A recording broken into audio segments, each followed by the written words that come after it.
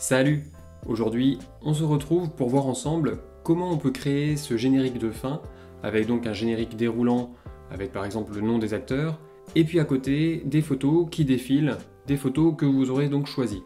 Et tout ça, on va le faire avec HitFilm Express, qui est un logiciel de montage gratuit. Alors, j'ai déjà lancé HitFilm, et je vais créer un nouveau projet. Donc ici, New, en haut à gauche. Je laisse les paramètres par défaut, parce qu'ils me vont très bien, et je fais Start Editing. Me voilà donc dans le projet et je vais commencer par importer les fichiers que je vais utiliser. Ici j'ai ouvert le dossier, alors j'ai des photos et puis une musique de fin. Je sélectionne tout et je fais glisser ici dans le Media Panel. J'attends que ça charge, voilà c'est chargé. Maintenant je crée un Composite Shot. Donc je fais clic droit, New Composite Shot et je vais l'appeler donc générique de fin.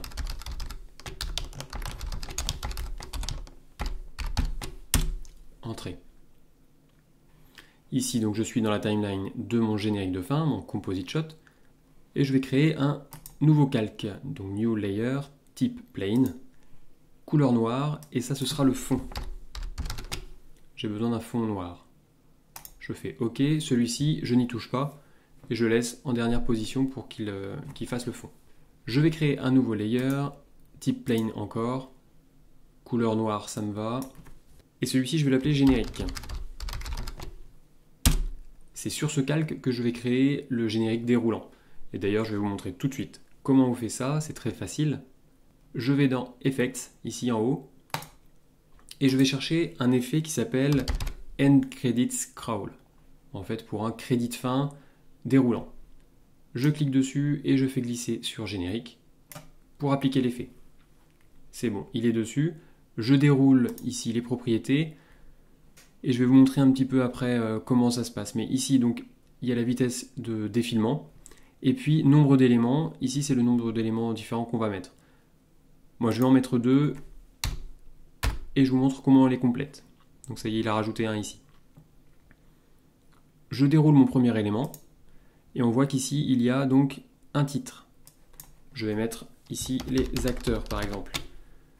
Ensuite, on a des rôles. Quand on clique sur la lettre A, on a une petite boîte de dialogue comme ça qui s'ouvre. Et ici, il faut mettre un rôle par ligne. Donc je vais mettre par exemple acteur 1, puis acteur 2, puis acteur 3. OK. Et dans Names, en fait, on met en face de chaque rôle qui est la personne qui a interprété. Donc ici, moi, j'ai pris des photos de scientifiques. Donc on va mettre Albert, Dimitri,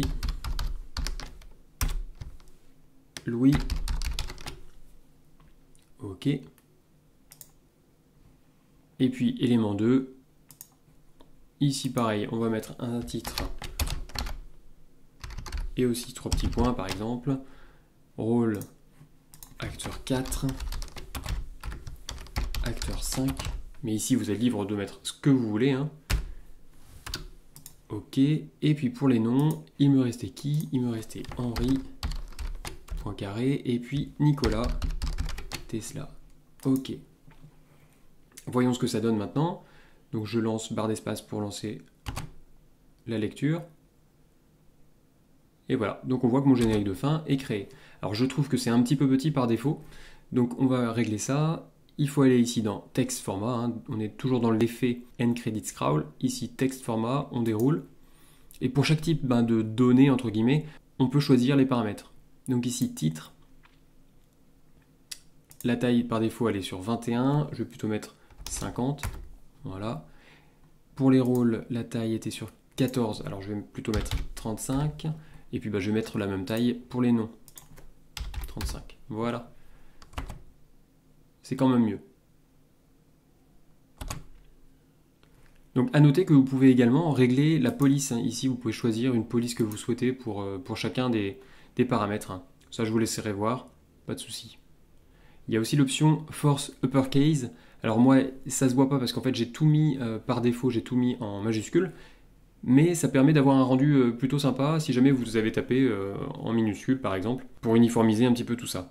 Et voilà, on a terminé avec le générique. Bon, comme je veux mettre des photos à côté, ce que je vais faire, c'est que je vais le décaler un petit peu. Donc pour ça, ce que je vais décaler, c'est le calque entier. Donc je suis dans, ici, mon calque générique, transform, je vais le décaler sur la droite, voilà, comme ça. Et je trouve encore un petit peu petit, alors ce que je vais faire, plutôt que de modifier toutes les polices, je peux aussi modifier l'échelle de mon calque. Donc je vais agrandir un petit peu, et voilà. Voilà ce que ça donne pour le défilement.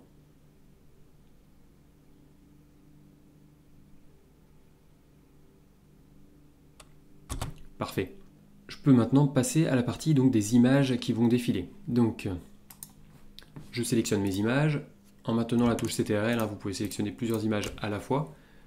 Je fais glisser, déposer ici, et je vais les mettre par contre en premier plan, sinon le fond va les cacher. Alors j'ai pas fait attention, les images sont vraiment de tailles très diverses, mais c'est pas un problème, on va pouvoir redimensionner tout ça. La première chose à faire quand même, c'est de modifier la durée d'affichage des images dans le Composite Shot, parce que là elles sont toutes affichées en même temps et elles sont tout le temps affichées. Ce qui me paraît bien moi, c'est de les afficher pendant 3 secondes, donc elles sont bien toutes sélectionnées. Je fais clic droit ici, Speed Duration, et là vous voyez, elles sont affichées pendant 30 secondes, parce que le Composite Shot fait 30 secondes. Et je vais remplacer ça plutôt par 3 secondes, d'accord, 0,3. Je fais OK. Et voilà, on voit que la durée ici, mes images durent 3 secondes. Si je lance, elles sont affichées et au bout de 3 secondes, elles disparaissent. Donc ce qu'on veut ici, c'est qu'elles apparaissent et disparaissent au fur et à mesure. Donc je vais décaler leur affichage dans le temps. Voilà. Et puis il me reste à les repositionner et à les redimensionner un petit peu. Je vais commencer par la première. Voilà. La deuxième.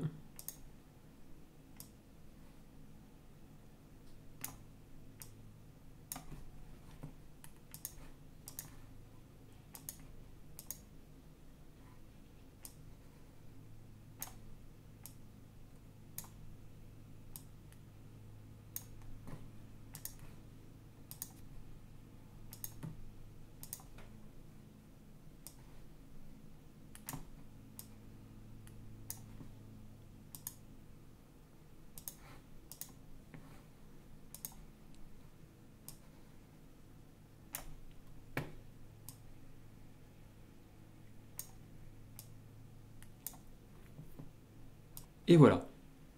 Et pour donner un aspect donc bien fini au générique de fin, je vais quand même rajouter donc le texte fin comme il y a souvent à la fin des films.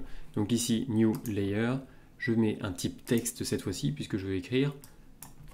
En largeur, je vais plutôt mettre 1200, ça laisse plus de liberté. Je sélectionne ici le A pour le texte et je tape fin. Alors on voit pas mais il s'est écrit ici. Je vais décaler, voilà, il s'est écrit ici. Ici, je vais dans texte en haut pour modifier l'aspect du texte. C'est un petit peu petit, donc je vais agrandir, on va dire, allez, en 215, ouais, plus, allez, 230, c'est très bien.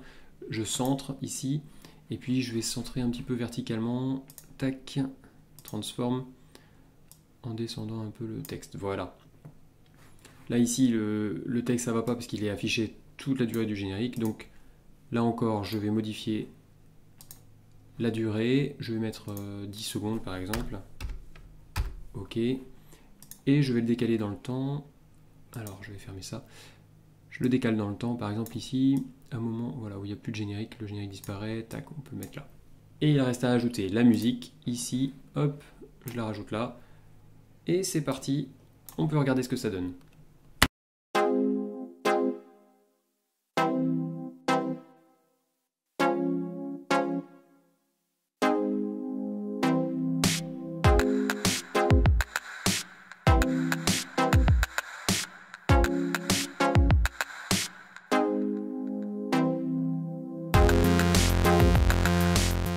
Et voilà, c'est un tuto qui je pense n'était pas trop compliqué et qui nous a permis de voir un nouvel effet, l'effet donc de générique déroulant. J'espère que cette vidéo vous a plu et vous sera utile. Surtout, n'hésitez pas à laisser un commentaire et à me faire vos suggestions. Et si vous n'êtes pas abonné, surtout n'hésitez pas à le faire et à cliquer sur la cloche pour être notifié des prochaines vidéos qui vont sortir.